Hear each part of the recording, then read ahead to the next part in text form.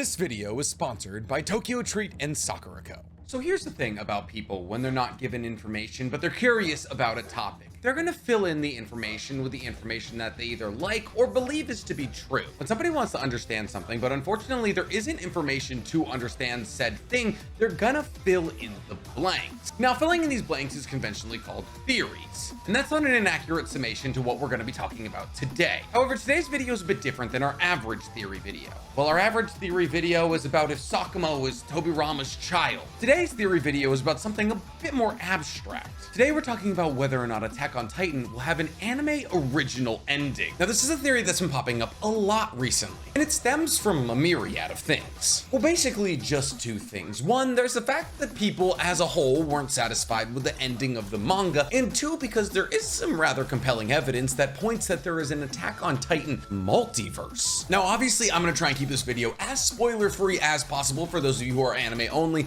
but we are gonna be talking about the end of the show here, so there might be some inherent spoilers down the line. Before we get to talking about anything, be they spoilers or not, guys, please, for me, like this video, subscribe to the page, and hit that noti bell. And while you're doing nice things, guys, please follow my other two YouTube pages, NCGamer23, where we just completed our first playthrough of Subnautica, and the entire playthrough's out there if you've been waiting to binge it, and Hammer's Collection, where instead of talking anime, I unbox things from it. But before we get into all that, guys, today we gotta talk about our favorite reoccurring sponsor, Tokyo Treat and Sakurako. Tokyo Treat is a monthly subscription Japanese snack box. Tokyo Treat is filled with Japanese snacks that you would find in your average Japanese household, and each month has a theme, and this month's theme is Moon Festival Munchies. But most of you aren't native Japanese readers or speakers, so when you see something like this, you may see Hello Kitty, but you don't know what it says. And if you don't know what it says, you don't know what's in there. Fortunately, Tokyo Treat has solved this problem for us. Tokyo Treat with every box provides a 24-page pamphlet, and this pamphlet not only tells you about what's inspired this month's theme, it also describes the taste, allergens, and significance of every single snack in this box. So now we know this is Hello Kitty Star Milk Bread. Let's try it.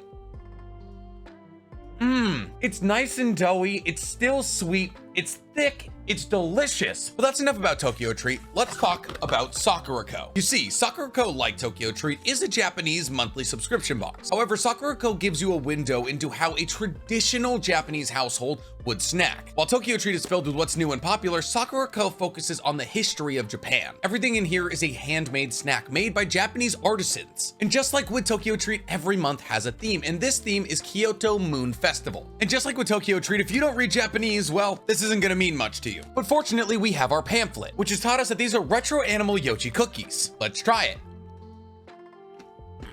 I think animal crackers should have stayed retro. This is delicious. But Sakurako doesn't only send you snacks, they also send you a piece of tableware every single month. And this month's is a sauce dish, which is shown with the Kyoto Moon Festival as its background. This is actually incredible. So what are you guys waiting for? Use code NCHammer at checkout today for $5 off either your first box of Tokyo Treat or Sakurako. But don't just go type it into Google Tokyo Treat or Sakurako, guys. Please use the link in my description or my pinned comment. Let's get to snacking.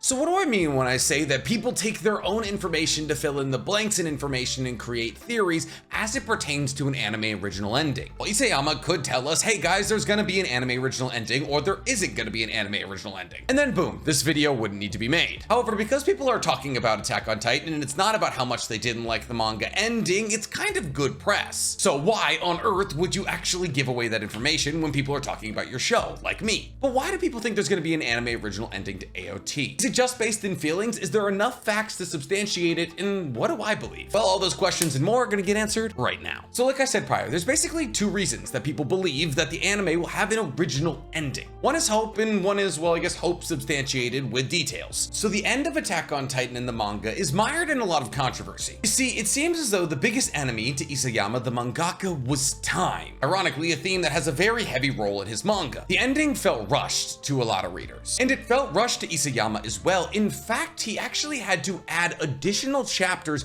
to the physical releases of the manga. That is to say, when the brand new manga chapters were released for the ending of the manga in a digital format, Isayama actually went back and added additional content and chapters to the physical release, which releases later. This is kind of him admitting that he wishes his own ending was more fleshed out. To the majority of the readers of the manga, the ending doesn't feel substantial enough to what the show built up. It feels as though the show itself is mowed down like crops waiting to get tilled, with narrative devices that seem to just wipe up all of the problems like they never truly existed. And while I actually really like the ending of the manga, that is not the case for everybody. Really, I believe in the manga, everybody gets what they deserve. So without spoiling too much, let's just say that the end of the manga relies on a string of really heavy conversations between our big trio. Conversations centered around why Eren decided to launch off the rumbling. Isayama actually really dives deep into the philosophy of why Eren decided to launch this attack. And these conversations aren't necessarily what manga readers have a problem with. It's the final chapter that comes after these conversations, which seems to use a flamethrower to wrap up a story and put a neat little bow on it. Because the ending happened so quickly in the manga, a lot of people feel an emotional disconnect from it. So because there's only 8 chapters between where the anime is ended and the ending of the manga, people feel as though we're actually going to get a more fleshed out look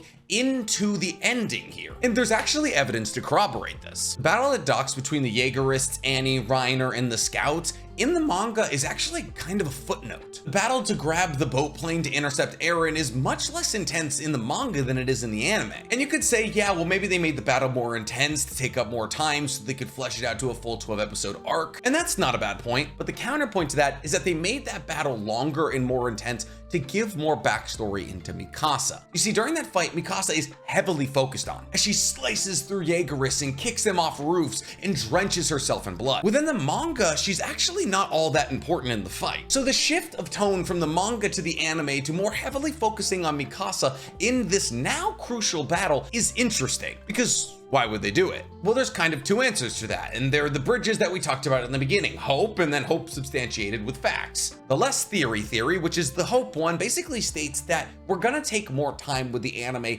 and get a more full and comprehensive close to the story, which means we might see conversations happen in the anime, they don't happen in the manga, or we might see battles happen in the anime, they don't happen in the manga. Regardless of what we do see though, the basis of this theory is that we're gonna take more time with the closing of the anime than we did with the manga to get a bigger emotional hit from it. This is to say that the endings will basically be the same, but the anime ending will take its time and make sure that the viewer doesn't feel skimmed. And I genuinely believe this is possible because the way that the manga ends is not bad. At least in my opinion. It did, however, though, feel rushed. So if the events of the manga happen in a more fleshed out and comprehensive way in the anime, well, that would be incredible. However, the focus on Mikasa in this battle also points us towards the other theory, which is a bit more tinfoil hatty. You see, in order to understand this theory, you have to understand that there's a theory that within Attack on Titan, there is multiple universes. Well, it's not really a theory that there's multiple universes, there is multiple universes, but it's about whether or not those multiple universes are all canon to each other. It's complicated. I'll explain it. Basically, in order to understand this theory, you're gonna have to understand that there is 4 universes we're gonna talk about. Those 4 universes are the original timeline, the manga timeline, the Lost Girls timeline,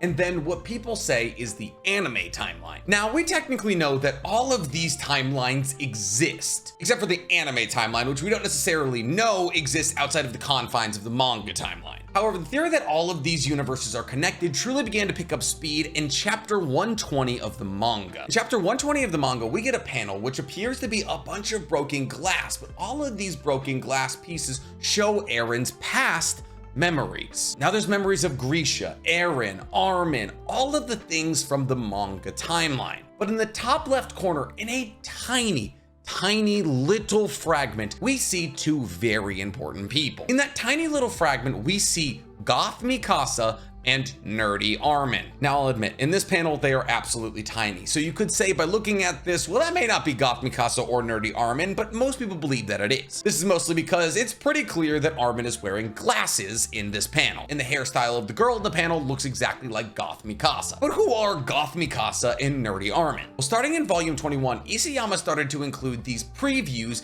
in the beginning of every volume. And these previews told the story of attack on school casts. And in this universe, the cast cast of Attack on Titan live simple lives. They all go to university, Titans have been gone for 100 years, and while technically these previews are comedic and therefore not really meant to be taken seriously, a couple of key events keep fans very intrigued by them. You see, in this alternate universe, Eren is considered a nobody. He doesn't really have any friends, and he's not really interested in making any. And this is largely stemmed from the fact that he's incredibly bored with his life in this universe. However, it's stated that he protected Armin and Mikasa, and therefore they befriended him. And then one day, this universe's Eren has a dream about fighting a zombie apocalypse at his school, from which he wakes up crying from. However, he's not crying because this dream upset him, he's crying because he wishes this dream was true. You see, Eren is so bored with the life that he's living in this universe that he just wants something to happen. So much so that he states that he wants to become a threat to all humanity just in order for something to happen in his life, which was very much a foreshadowing for Eren enacting the rumbling. But a lot of people throw away this memory fragment as a kind of Easter egg to fans who have been reading the previews. And while that may be one way to explain it away, it does still technically make Goth Mikasa and nerdy Armin canon to Eren's universe. Because Easter egg or not, it directly implies that he can see the memories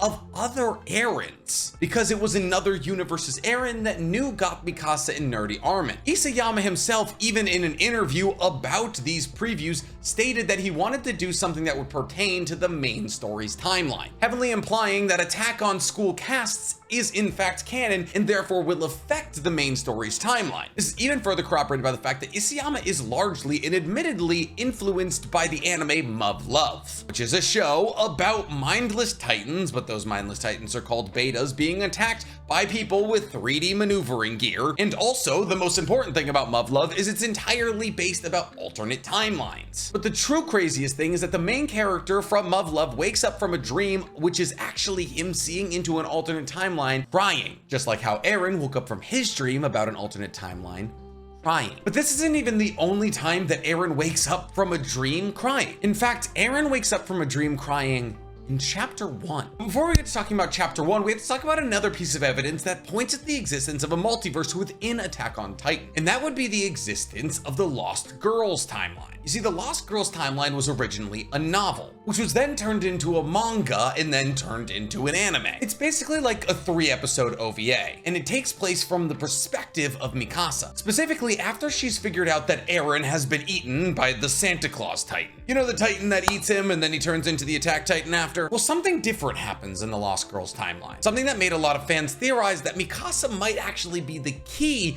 to the multiverse. You see, after hearing that Eren has been eaten, Mikasa is teleported to the Lost Girls universe. However, in this universe, the walls never fell, and everybody lives peaceful, happy lives. By the time that Mikasa is done daydreaming in this other reality, she is teleported back to her body. At least that's what the manga seems to imply. It seems as though when Mikasa wakes up from her dream, though, there's a white streak above her that looks as though her soul is returning to her body. And Mikasa herself is in awe. She asks the question, was that all really just a dream? Which gave us doubt in the idea that maybe it wasn't just a dream and she was transported to another reality where everything was, well, peachy. But there was actually some key differences between the manga and the anime adaptation. You see, the anime adaptation actually went so far as to tell Mikasa, if you don't like this reality, try again, which made fans who were watching the anime OVA come to the realization that there's a possibility that Mikasa's grief may actually be what triggers the birth of other multiverses. Essentially, to surmise what is a relatively complicated theory into very few words, every time that Mikasa has grief tied to Eren, that being he leaves her or he dies, she creates another universe where that isn't the case, or simply just creates a universe where they can be together again. Now, is this the craziest theory of all time? No, not really, actually. When you consider the fact that the Ackermans were created by scientific experiments using Titan DNA, and the fact that the person she wants to be with has the founding Titan, and not only has the founding Titan, has commanded the founding Titan as a member of non-royal blood, essentially breaking Ymir out of her bonds. Because the founding Titan, mind you, and Ymir are connected to all places in time and space, through the coordinate, of course. And we know that the coordinate can transcend space-time because Eren has used it to affect the past and see the future. And every single subject of Ymir is attached to the coordinate. coordinate. So if every single subject of Ymir within this certain universe is connected to one place in space-time, why wouldn't every single multiversal subject of Ymir be connected to the coordinate? And therefore, with access to the coordinate and control over the Founding Titan's ability, why wouldn't you be able to access these other multiverses? At least it's implied that's what Mikasa is able to do. Okay, so now we fully understand that there's multiple universes within the Attack on Titan universe, and that they're all interconnected, canonically. Okay, now that we have that out of the way, we have to talk about the three most important timelines here. Well, what theorists have designated as timelines, mind you. Our original timeline is the first one we're going to talk about, and I'm going to put original timeline in quotations here, because the ending of the manga has Eren having deep conversations with all of the people that were important in his life. But in order to have all of these conversations in a timely fashion, he has them all in the paths, or the coordinate. And since time is kind of woogity in the coordinate, we learned that from Zeke, who said that he felt like he'd been there for years, but it was only an instant. Eren could simulate years, weeks, hours, minutes-long conversations in an instant. And this is something he did with Mikasa, at least is how this is conventionally explained. And in this original timeline, or just extra-dimensional space that Eren created to have a conversation with Mikasa, they lived together for 4 years. Essentially, this timeline is what would happen if Eren and Mikasa said, enough with the fighting, let's just go live in the woods somewhere. Those who believe that this is the original timeline will state that this universe branched off of Mikasa telling Eren that she loved him when he asked why she was so obsessed with him in Libero. Do you remember when Mikasa said, well, we're family, when Eren asked how he felt about her? And he was like, oh, cool, friend zoned, and was like, all right, cool, I'm gonna go commit some war crimes. Well, yeah, this is the branch of the universe if Mikasa had actually told Eren that she loved him. And Eren, being the attention-starved little bitch boy that he is, would take that and be like, oh, that's all I needed, no more war crimes for me. So theories state that this is an original timeline branched by Mikasa, while the manga itself states that this is an extra-dimensional space where time doesn't really matter, that Eren created so Eren and Mikasa can have a little time together. Regardless of how you look at this, however, in this universe, a couple of very important things happen. One, Eren and Mikasa build a house, and it's cute. But Eren is still cursed by the curse of Ymir, which means that when he turns 23, after they've spent 4 years living in that house together, he dies. Because obviously, in this universe, the curse of Ymir had not been lifted. So as a Titan shifter, his days are numbered. But the last thing that Mikasa says to Eren is, see you later, Eren, which is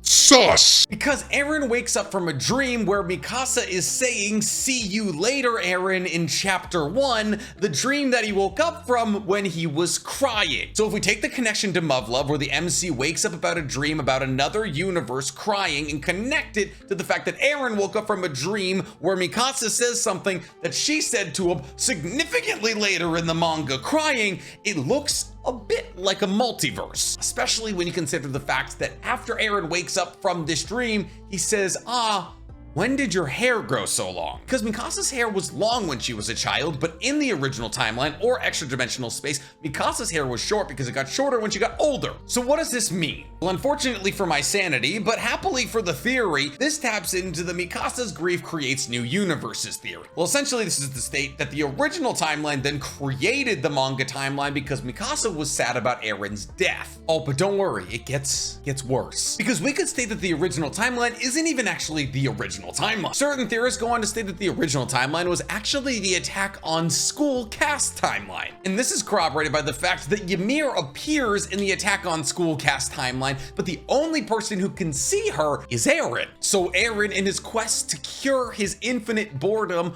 wishes to be teleported to a universe or a place where something happens. And he is then originated to the original timeline where he dies in Mikasa's arms and then wakes up in the manga timeline. Regardless of how insane I sound, we've now made it to the manga timeline. A timeline where instead of Mikasa telling Eren that she has feelings for him, that she loves him, she kind of just friend zones him with the family bit. And that leads us to the rumbling and the destruction of the outside world. Not to the cabin where Mikasa gets to say goodbye to Eren as he dies in her arms. You see, this is the problem, theorists state, that in the original timeline, Mikasa has identified that by admitting her feelings to Eren, he still dies. If they just ignore the issue that is Ymir and the Curse of the Titans, Eren dies at 23. So so they need to look for another ending. Because of this, Mikasa friend zones him, sorta. And this branch from the original timeline now creates the rumbling that kills 80% of humanity. I'm now gonna have to kind of talk about the manga ending here a little bit, so if you don't want spoilers, I don't know, skip 2 or so minutes ahead. But in the manga ending of Attack on Titan, Mikasa is forced to kill Eren. And Mikasa is able to do this largely because she has already seen the reality where they live a peaceful life,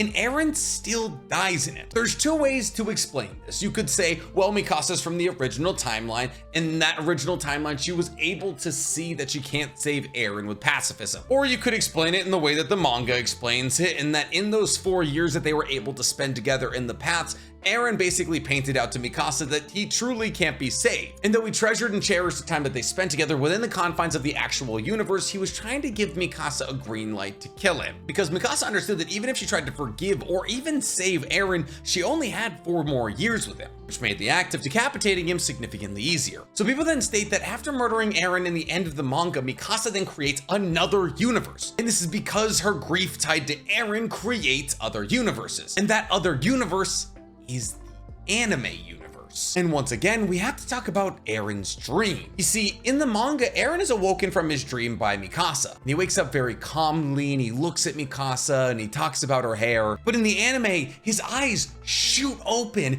and it focuses closely on just his head. And this time, his dream didn't include the "see you later, Eren." It was about his mother being eaten and the walls coming down with the Titans. But the Attack on Titan manga and anime have always been almost universally in lockstep. So why, in this one incredibly crucial moment, would the anime and the manga differ? Unless they give us our biggest moment of foreshadowing ever. I'm also about to say another spoiler, so spoiler alert. But after Mikasa beheads Eren in the manga timeline, Ymir sees Mikasa beheading Eren, the person that she loves, and realizes that love can die. You can walk away from it. You can break the chains of love. And Ymir, seeing that Mikasa has now embodied something that she wants to do, ends the curse of Ymir, because Ymir has held on to the curse of Ymir as a way to show love for King Fritz. But now that she realizes she doesn't have to do that anymore, through the actions of Mikasa, Titan shifters can now live for forever. And this is where my theory truly begins. You see, there's parts of this theory that I buy into and parts of the theory I simply do not. I don't believe in the original timeline thing. I believe that the original timeline was an extra dimensional space made by Eren to allow Mikasa to realize that he was beyond saving. But also because Eren was still in love with Mikasa and wanted to spend time with her and wanted to go back with her and somewhat regretted causing the rumbling because he wanted to be back with his friends.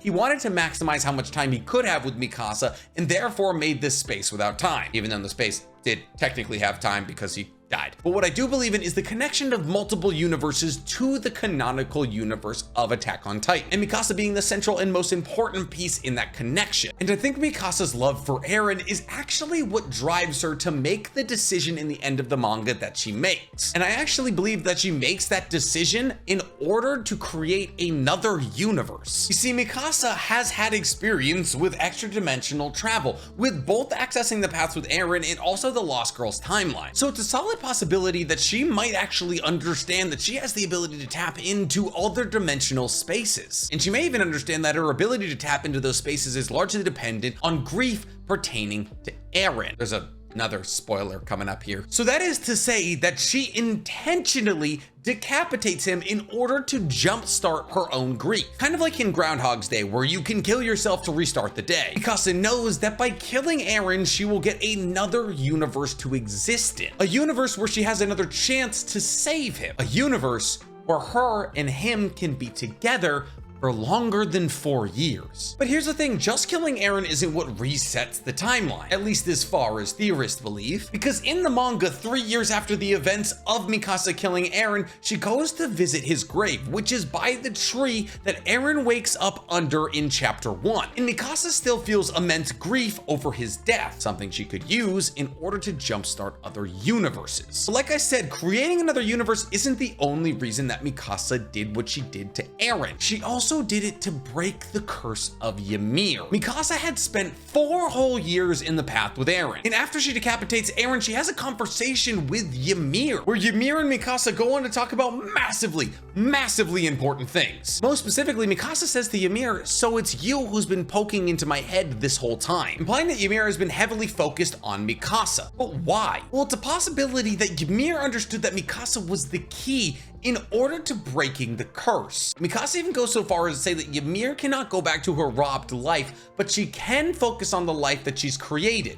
Mikasa's. And in this panel, we see King Fritz with a spear through his chest, and Ymir still alive, which implies that Ymir has been guiding Mikasa down the path to breaking Ymir's shackles, to ending the curse on Titan shifters, and to giving Ymir a life. So Mikasa has been directed to this very point by Ymir. But where does that bring us now? Well, it brings us to the anime timeline.